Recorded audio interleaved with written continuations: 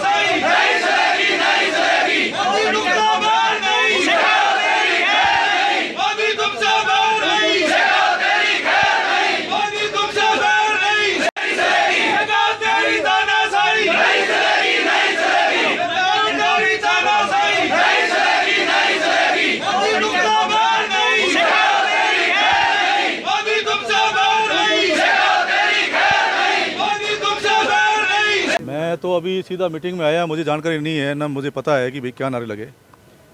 वो नारे लगे होंगे तो आप लोगों को जानकारी होगी। शेखावत जी वो ट्विटर पे भी दे रहे हैं कि आपके क्षेत्र में इतने 53 करोड़ के करीब का विकास किया है, आपकी पंचायत समिति में 3 करोड़ 8 लाख का विकास कार्य किया है। विकास के जो काम हो रहे हैं जनता हमको चुनती है और हमारा फर्ज बनता है। जब पिछले 5 साल में एमएलए नहीं था तो मैं नहीं कर पाया। अब जनता ने हमारे हाथ में कलम दी है तो हम कर ही रहे हैं।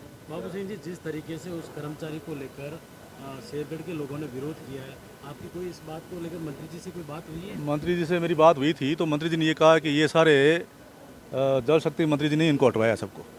तो मैंने कहा उनको हटवाया तो कम से कम दूसरे लगवाते तो सही। अब जब हटा दिया तो हम किसे काम कराएं?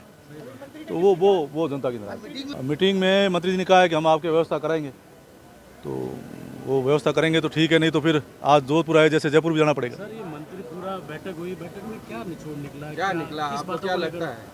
नहीं, अब सुधार आएगा। जो जल जीवन मिशन था, मेरा मानना है कि वो भ्रष्टाचार की भेंट चल गया था और धन का दुरुपयोग हो रहा था। तो वास्तव में ये स्थितियाँ ठीक नहीं थी। अब 2 साल का समय और बढ़ाया जल जीवन मिशन में, तो हमने ये कहा है कि वापस से इस स्कीमों को रिवाइज कराया जाए और थर्ड पार्टी इंस्पेक्शन करा करके सबकी जांच कराई जाए। पाइपलाइनें लगी पड़ी है, पानी चालू हुआ नहीं है। पिछले 4 साल से टंकियाँ बनी हुई है, ESR बनी हुई है, MBR बनी हुई है, पानी उसमें गया नहीं है, तराई उसकी हुई नहीं है, रंग रोगन करके पैसा उठाया है, पाइपलाइन लगा के उठाया। तो हमने कहा भाई थर्ड पार्टी इंस्पेक्शन भी कराइए और इसकी रिवाइज स्कीम बनाइए। तो उसके इन्होंने डायरेक्शन दिए हैं। दूसरी, विधानसभा क्षेत्र शेरगढ़ में जितनी भी ट्यूबवेलें हैं वो संचालन और सदारण के अभाव में करीबन 70% ट्यूबवेलें बंद पड़ी है। मेरे यहाँ 600 ट्यूबवेल है, 600 में से 100 ट्यूबवेल चालू है, 500 बंद पड़ी है। तो उसके लिए हमने कहा कि अकाउंटेशन स्कीम आप इनकी बनवाइए ट्यूबवेलों की, इसमें पंप नहीं है, लोरिंग नहीं है, स्टार्टर नहीं है, उसको गहरा करना है। तो उसके बारे में भी कहा है। स्कूलों में पानी नहीं है, बच्चे पानी की बोतलें लेके स्कूलों में जा रहे हैं। इससे ज़्यादा दुर्भाग्य क्या हो सकता है? नहीं, मनमुटाव जैसी तो कोई बात है नहीं। अब इसमें अब उनको कुछ लोगों ने बताया होगा तो उन्होंने सीधी डिजायर कर दी होगी और उनकी डिजायर से हो गई होगा। तो मेरी बात उनसे नहीं हुई कि भाई मैं इसको हटाना चाहिए, रखना चाहिए, तो उन्होंने अपने हिसाब से किया होगा। मेरी तो उनसे बात हुई नहीं। लेकिन आज मैं कह सकता हूँ कि कुछ समस्या हैं गांव की। जैसे हम चुनाव लड़ते हैं तो चुनाव के समय में भी कुछ वादे करते हैं, और चुनाव में वादा करने के बाद में 5 साल जब काम नहीं होते हैं, वापस चुनाव में आते हैं तो लोग याद दिलाते हैं कि आपके द्वारा ये घोषणा की गई थी, वादा किया गया था, काम हुआ नहीं। तो वैसे ही अभी हमारे यहाँ वीर शिरोमणि देवराज राठौड़ जी की जयंती थी, उस समय ग्रामीण लोग खड़े हुए और खड़े होकर उन्होंने कहा कि चुनाव आगे हैं और अपने यहाँ जो केंद्रीय विद्यालय की मांग थी, और अभी आदरणीय राजनाथ सिंह जी साहब बालेश्वर पधारे थे, तो जब वो मांग उठी तो राजनाथ सिंह जी के सामने आदरणीय जल शक्ति मंत्री जी ने कह दिया कि ये तो सैंक्शन है, और राजनाथ सिंह जी ने घोषणा कर दी कि भाई ऑलरेडी केंद्रीय विद्यालय सैंक्शन है। तो हमने कहा भाई उसकी स्वीकृति का पत्र तो दे दो, जिसे हमको जनता में जाना पड़ेगा वोट मांगने के लिए, तो हम बताएंगे कि आपकी मांग थी जो वर्षों से थी वो मांग पूरी हो गई, ये आपका सैंक्शन लेटर आ गया।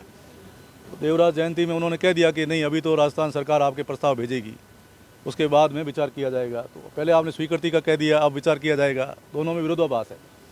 इसलिए मैंने उनको कहा कि पहले जब आदरणीय वसुंधरा जी मुख्यमंत्री थे, उन्होंने भी प्रस्ताव केंद्रीय विद्यालय का भेजा था शेरगढ़ का, और आदरणीय अशोक जी गहलोत साहब ने भी प्रस्ताव भेजा था। तो दोनों सरकारों के प्रस्ताव राजस्थान सरकार के पास या केंद्र सरकार के पास गए थे, केंद्रीय संगठन आकर के यहाँ सर्वे कर गया, ज़मीन अलॉटमेंट हो गई, सिर्फ एक सैंक्शन निकलनी बाकी थी। वैसे ही और भी कई समस्याएं हैं। जैसे मेरा मानना है कि आदरणीय गजेंद्र सिंह जी और मैं दोनों विश्वविद्यालय से हैं, वो भी छात्र संघ अध्यक्ष रहे, हम भी रहे। जब पहली बार वो सांसद बने तो उस समय हम विश्वविद्यालय के इंजीनियरिंग कॉलेज में और ओल्ड कैंपस में एक फंक्शन में गए, तो बच्चों की मांग थी कि ये पश्चिम राजस्थान का सबसे बड़ा विश्वविद्यालय है, ये केंद्रीय विश्वविद्यालय होना चाहिए। तो माननीय मंत्री महोदय ने घोषणा कर दी कि मेरी पैदाइशी विश्वविद्यालय है, राजनीतिक की पीढ़ी अगर यही है, सीढ़ी यही है, तो सबसे पहले कोई काम करूंगा तो जोधपुर में केंद्रीय विश्वविद्यालय लाने का काम करूंगा। तो वो केंद्रीय विश्वविद्यालय अभी वंचित है, और अभी मेरा मानना है कि मेरा जुड़ाव जोधपुर से है और कर्मस्थली भी जोधपुर से रही।